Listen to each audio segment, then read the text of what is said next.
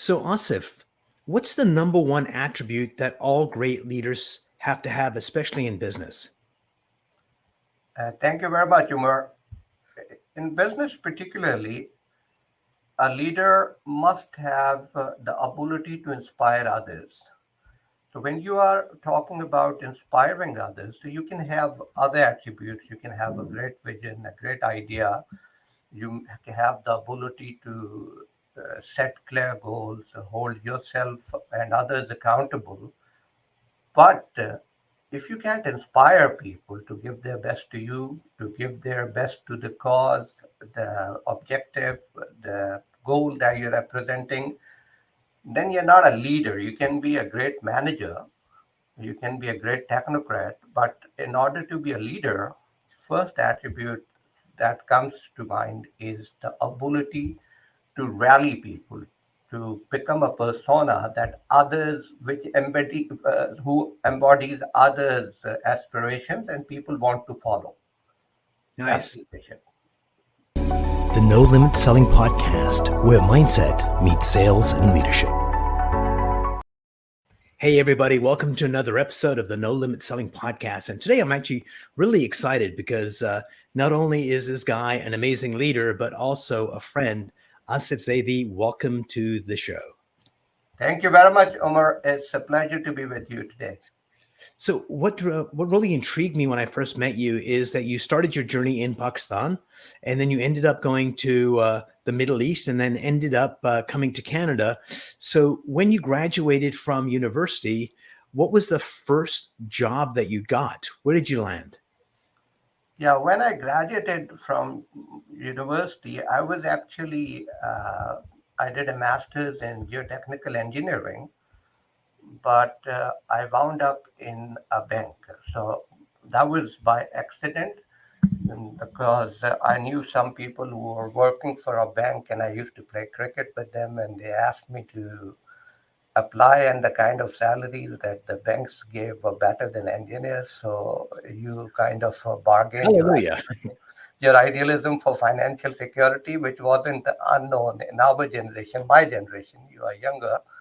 So that's how I wound up in a bank. So that's kind of interesting. I like that little segue that you played cricket with them, because one of the things that's really interesting is that how someone plays on the field gives you a glimpse on what their psychology is. So they must have liked the way you connected with the team and how you behaved. So is there a parallel between how one behaves in sport and how one behaves in business? There is a huge parallel. So one, how one behaves in sports and what one really is. Sports bears you, especially competitive grinding sports, bears you to the last dredges of your real self. So in sports, when we play with people, even on the other team, we know them for what they are. Once you have played them for a while, played with them for a while, or played along with someone. So sports reveals your real persona, your real personality, and the way you compete. Because there are many moments in sports where you have to let your guards down, intentionally or unintentionally. The parallel with business is that there are a number of things that sports teaches you. It teaches you to compete fairly. It teaches you resilience and perseverance, and it teaches you delayed gratification. Nobody becomes a star overnight.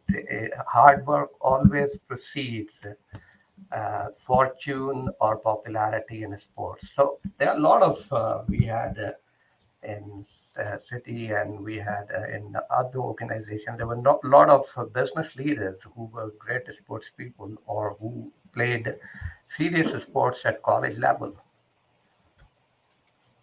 Yeah.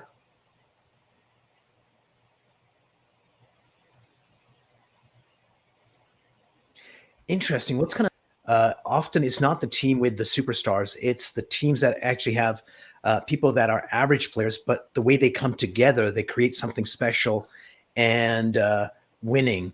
So, talk to me about we don't always need superstars, but we absolutely 100% need a team that trusts each other and will go to the ends of the earth for each other. Yes, I totally agree with that. In team sports, so there are things that team sports especially inculcate in you. There are things which individual sports inculcate in you, but people who do well as team people and team sports usually do well. They usually have very good emotional intelligence and do well in other aspects of life. So the things, the one first thing is to become a part of a group and you subsume your identity and your ambition to the ambition and identity of your team. So that is Mm, the first thing. Yeah, the second thing is that your collective result becomes more important. So any good sports person, look at Messi. He was man of the match so many times, greatest footballer. yes. But what winning the World Cup meant to him, because that is something that he was after, not as a trophy, but as an expression of his leadership of men who can be led to glory by him. So that is something that sports teaches you, that you identify with a collective goal. And second thing which you mentioned, that superstars is not really, they don't make the team. The team is about coordination, about everybody knowing their role, everybody and having a leader who clearly communicates everybody's roles to that, and then frees them up to deploy their full talent and resources, and then inspire them to give their best. So that is what happens in business also. Most businesses, unless you are a trader and trading away from your drawing room or basement, that is something else. But if you're leading a team, it's a team sport. If you have people working for you, it's a team sport. You can't do it alone. And Yes. yeah, and those are the qualities which are very common between sports leadership and business leadership. Absolutely. I think what's kind of interesting is in order for an organization to really thrive, you need people to trust in the vision, which is another way of saying trusting in the leader. They need to trust in the process and they need to trust in the team members that when I give Asif a task to do, I don't have to double check. I know it's going to be done. And when you get an organization like that, this is how you outthink and you outpace people. But to build an organization like that, is really hard to do. So, have you seen an organization? You know, you were a banker, especially in uh, in the Middle East, when you were actually managing such a large area, where there were organizations that maybe did not have that magic, but somehow these companies figured it out and went from being a team that was doing okay to a team that was exceptional. Yes, I have seen organizations being transformed by the change at the helm of the organization. Mm, Because I have sometimes seen that a bank or an organization was well led, and then you had a bad leader who came along, and into rifts and politics started. On the converse, I have seen. So there are two kinds of attributes to an organization. One is the institutional strength.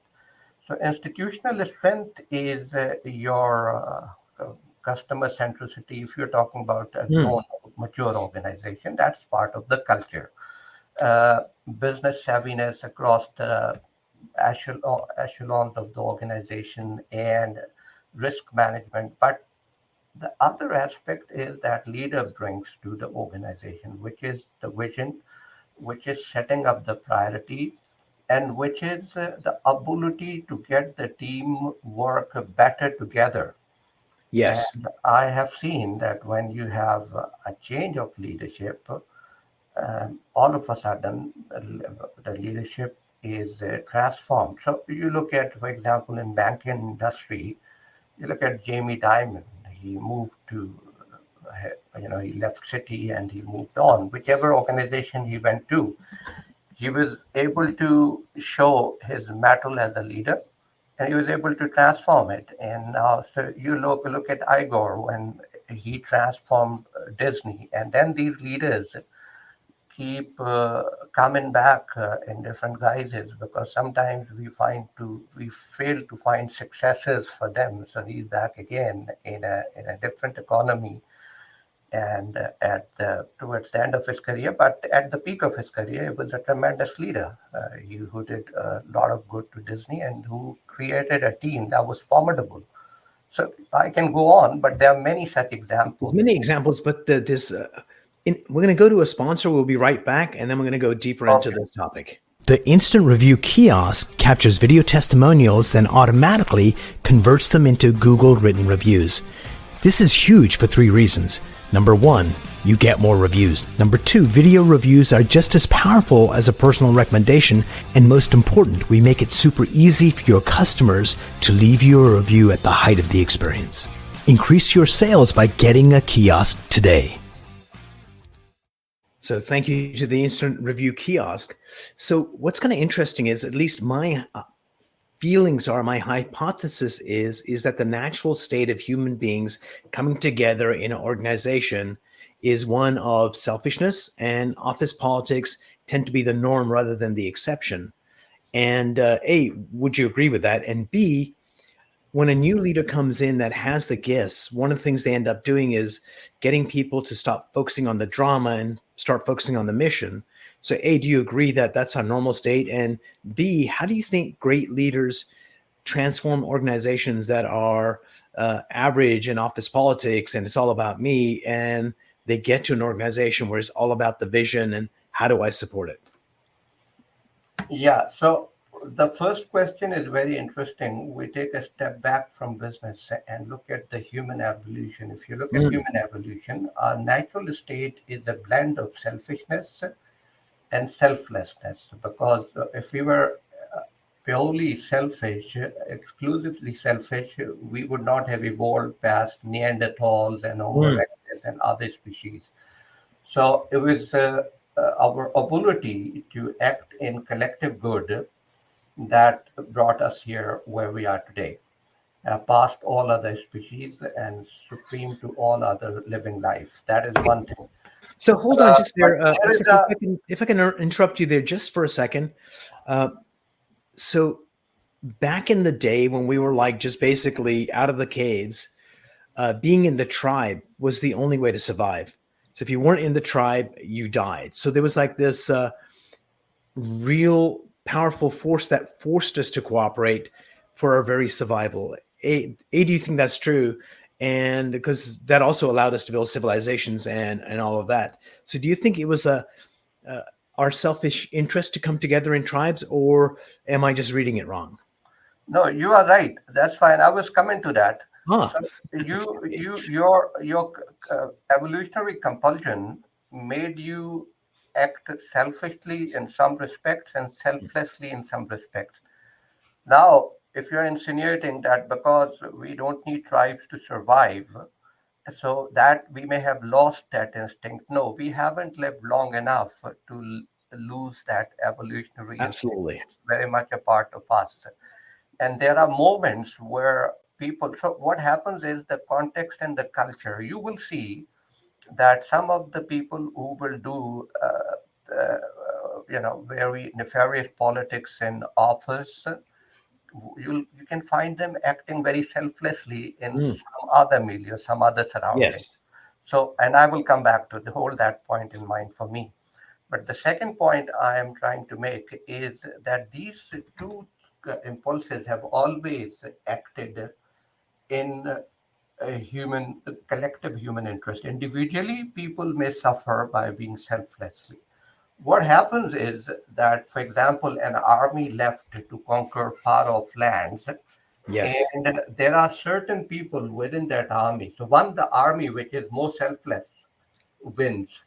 So the team which is more selfless wins. But it doesn't mean that everybody in that selfless group is selfless.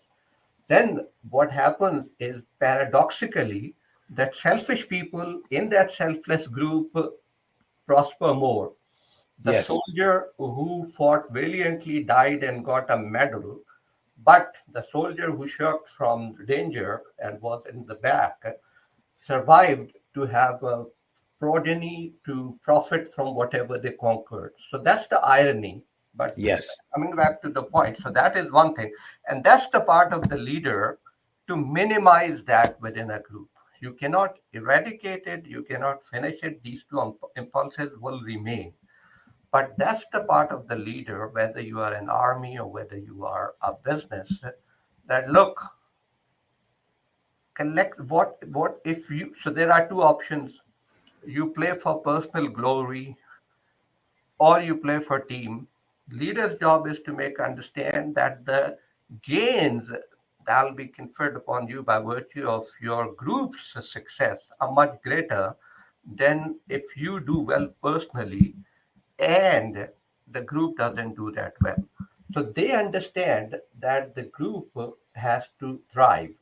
Now, when the group does thrive, that is human, that some people will selfishly profit a little more, but individually, the leader gets people to set aside their selfishness first for the common objective. So that's why I said goal setting is very important. If you are playing a World Cup or a tournament, you some players go into a tournament not talking to each other, but during the tournament they are extremely well coordinated in business also, because that is the picture, clear image of a collective good, a collective glory that inspires people to subsume their identities and personal aspirations, and that is the job of a leader. I think so. And I think one of the things that you probably said, but I'm going to add to it and kind of broaden it just a little bit, is it's not just goals, it's the magic, the story that the leader brings to the table on why those goals are so imperative. Because oftentimes what happens is the reason people get more selfish and more office politics or little silos within organizations is because the stories that they're creating are more important than the vision of the company. And if you get a great leader who says, let's go change the world, who wants to come with me? And these are the goals. People have a vision greater than themselves and they want to go on that journey. And to get those kinds of leaders is rare. So if you were going to lay out a curriculum, Asif, on what kind of skill sets a leader should have to be able to do that, uh, if we were designing the perfect leader, what kind of attributes would we get them to have, and what kind of skills should they possess? Yeah, so I basically agree with you that look, the one of the basic human impulses that evolution has not taken away from us yet is to be part of something bigger than ourselves. That's Yes. why we created so many myths, nationalism, religion, this, that, because we wanted to be part of something bigger than ourselves. And today's corporation is business corporation is a big locomotive for that purpose. A leader's job is to get people to identify to a gain which is bigger. So when I was at Citi or other people at different organizations, the identity of that organization becomes their identity because Yes. yeah, so it becomes a hallowed territory because they thought that it was supreme to their identity. Like for some people, religion is, for some people, they're wrongly so, but their skin color maybe for some people. So a leader, how do they create that collective ethos within a group is number one, they have to be able to inspire the people. Yep. Secondly, they have to be able to foster a supportive environment within the group. So whatever groupings you have had over, over the course of human history, you have seen that there are groups which are more interconnected, support each other more, they thrive better. In some countries, you will see that minorities thrive far beyond the majority in Middle Mm. Eastern countries, African. So what happens is they foster an environment over a period of time which is very supportive, and they know their survival depends on upon each other. So if I know that my glory resides in the glory of Umar and Umar's glory resides in the glory of somebody else, then that becomes a chain of connected and interconnected aspirations, hopes, desires, which a leader is able to knit together. So that is very important. Then the uh, the ability to know who does what better or best, Yeah. and then freeing up that person. So you can be a great leader, inspired, but you have seen in politics, but using wrong people for wrong jobs. So that could be your undoing. So there are four or five things that have to go together for me. One is inspiration. Second is creating a supportive environment, which is when I say supporting environment, we spoke about it, where people believe in common glory and know have the best possibility to work together.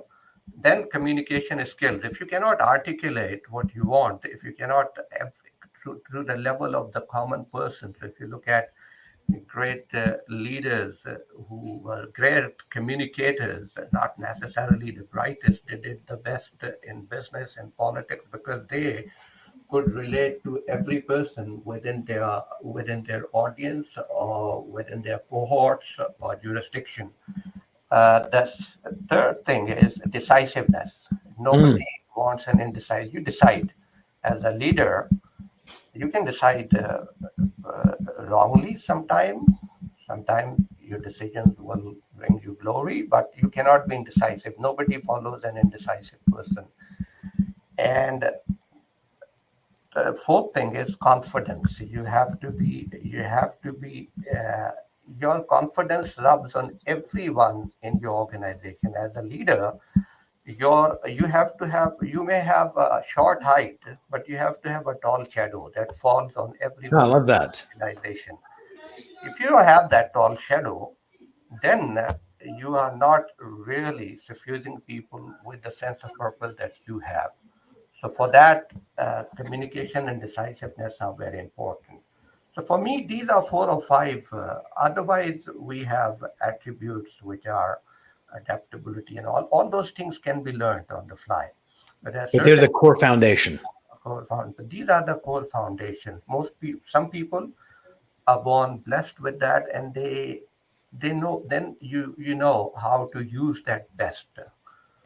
But yes, so you have met people who were inspiring when they spoke. Everybody listens, and you feel like spring into action listening to them.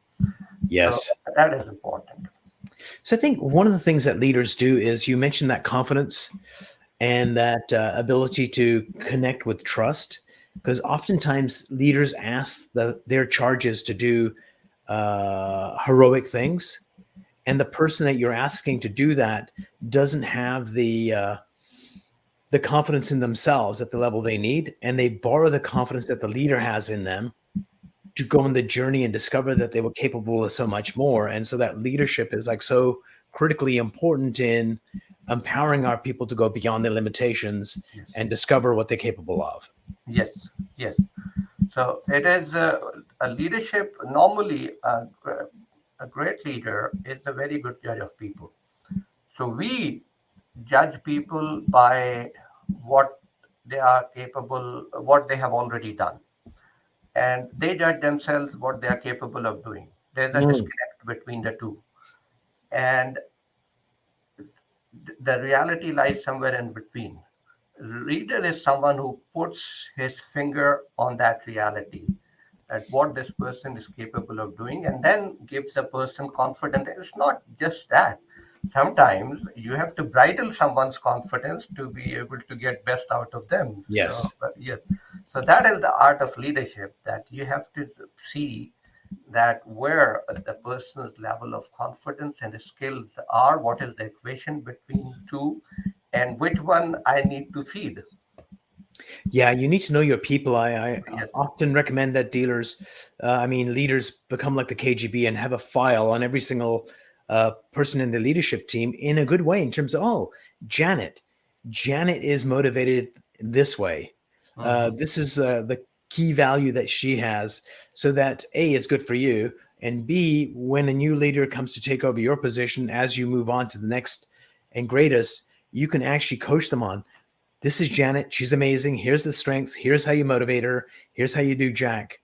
So right now, Asif, you are the CEO and founder of uh, MPR Moving and Landscaping. Which one came first? And tell us about the company and which one came second. Yeah, so I am the founder of Meadowville Party Rental that came first. Then came MPR Movers, then MPR Landscapes. And between, I've served on several boards and done a real estate project, but these three came in that order. And so, how many employees in each organization There are about 60 employees altogether. together? Yeah, because So some of them are interchangeable because some of this business is seasonal. So, nice. That flexibility is yes, huge. yeah. So, because of that, and because you're leading it, I would suspect that the culture between the three organizations is probably the same or very similar. Would that be a true statement? Yes, it is. It is very similar. It's the same culture. The things that you lead, you carve them in your image unintentionally. That happens. So your business Nice. is like your child. Whether child accepts it, you accept it or not, they are going to reflect you to a They- certain degree. They're going to want pocket money. Darn it. Uh, Yes, that too. so, Mm. I want to get to this organization that we both belong to. It's open. It's the Organization for Pakistani Entrepreneurs, and you're the president. And the reason I bring that up is A, it's an amazing organization. Dear listeners and viewers, if you get a chance, go find your local chapter, go join it. But in this organization, Asif, you are the president of the organization, and at the same time, you have no power. So that's true leadership of how you get people that are volunteers to step up and do their best work. So, are there any pieces of advice you would give when you're leading an organization where you don't have the hire, fire, give a raise kind of incentives, but you still have to inspire them? Uh, is it a different set of skills than a regular corporation where you're the CEO, or is it the same? No, it's partly same, partly very different. Because what happens is in an organization like that, and I've led the American Chamber of Commerce in a few countries and similar other organizations. It requires a very different approach in the sense that uh, in these organizations you have empathy without reward and recognition and financial benefits and those kind of things.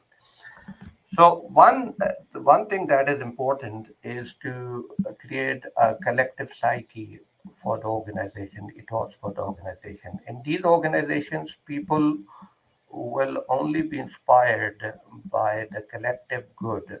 So what happens is you have to create an organization where people know that most people, hey, I get into a room and I see 29 people sitting there who are not there for personal gain. They are Mm, there to give and take and mostly to be able to do what. So everybody asks themselves, what do you bring to the table? That is one thing. At the same time, in the real hard world, you have people around you, cohorts. So you have to know what motivates each person, what brings them there. There are certain people who come only to give. There are certain people who come only to take. mm, And at some point in time, your organization or you have to make them understand that this is not the place for that approach. Here is a give and take. But you have to balance all kind of people because, and you have to create a culture which is kind of more cooperative than competitive. There's right. no competition. Whereas in a business organization or in a team, a sports team, if people are competing against themselves. They are competing against their colleagues before competing against others. But this is a different media. It's a different Yes. environment. So here, you have to be able to much more than business. You have to be able to understand everyone's emotions, motives, their emotions. So there could be some people who are not the right fit, so you have to have people who are the right fit. So like in business, like in any industry, in NGOs also, there are right fits, and sometimes you get misfits also. Excellent. So at this stage of your life, your career, Asif, I'm noticing of late that you are creating videos and creating essays that it's almost like you're looking at business at life from a different lens. There's I heard this quote. I'm not sure who said it, but whoever said it, it was totally genius. It was the three stages of man. Uh, One, you believe in Santa Claus. The second phase is you don't believe in Santa Claus, and the third one is you are Santa Claus. And the sense I get is you've gone to that third phase where you're trying to get people to pull the lens back and see life in a bigger way. A, have I read it right? And B, uh, why at this moment in time are you doing that? Yeah, so simple answer is that you have time to fulfill your pursuits. But I differ from them, from that, in the sense that I've always had time to do whatever I want. Mm, And always, when I was at the bank, in the bank, I used to write or do whatever I wanted, because you have to create time for yourself. So that is one thing. But you have to look at the personality. So there are two type of people who generally, one who devote themselves single-mindedly to one single pursuit to the exclusion of all other possibilities in life. I come from a different philosophy where I embrace a rich and diverse life with a broad spectrum of interest, without concentrating, without over concentrating in one area. So I have tried to fulfill, enrich my life in different respects, as a professional, as an employee, as a banker, as an entrepreneur, as a sports person, as a traveler, as in terms of subject, a philosophy, Renaissance man. business, history, literature, psychology. In terms of human relationships, I have tried to live all relationships to the fullest. And so I've taken my, my full chance of living the time that I was accorded here, and that was my only chance. And as a writer, so basically, it was a personal choice also. Like in my career also, and I told my children also, well, whatever they do, never do anything that you don't enjoy. It's not worth Right. it. I'm not being pedantic. I'm not talking about people who have less of a choice and they have to grind or whatever. So don't take me wrong, but as much as possible, don't do things that you don't like, don't enjoy. So I've always done things which I enjoy. In terms of when I was a banker, I thrived in innovative financial solutions, product making, or navigating market volatility, developing businesses. Sports, you enjoy competitive achievements, team dynamics, leadership. As a writer, you enjoy what you have gleaned from your reading, observation, traveling all through your life. You enjoy publishing that, sharing with other people, and you enjoy exploring different topics. And then, as an entrepreneur, I enjoy the startup challenges. Oh my God, Nice. I was a city banker, too full of myself, former MD. I thought I knew everything about business. I knew nothing about business, Umar. So uh, that's why I have so much respect for entrepreneurs. Like to borrow Nassim Nicola Talib's phrase, they have this their skin in the game. So when I came here, I started a business. I was started like I was teaching at a university, but the reality is very different. So it took me 3 years to do the hard yards and to be able to call myself an entrepreneur. So there was no easy sailing. So, and that has been the fulfillment. That Yeah. has been fulfillment. Success is amazing and wonderful, and we should rejoice and celebrate. But those challenges and failures that we overcome this is where our character is built. Oh yes. And when you look back at your life, when you look back at your stay for 2 months in Paris or London, you recount it or weigh it in terms of the experience you had. So when you have lived 60 years, you look back at your life for 40 years or 30 years, it is your experience that define that the course of that journey, the worth of that journey. Absolutely. Asif, thank you so much for spending time You're with very me today. welcome.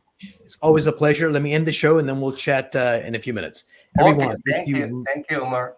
It was great. if Thank you you for like hosting me. this, oh, my pleasure.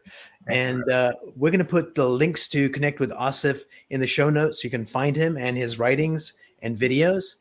And if you like this episode of the podcast, please subscribe and also give us a great rating on Spotify and Apple. And see you on the next episode. The No Limit Selling Podcast, where mindset meets sales and leadership.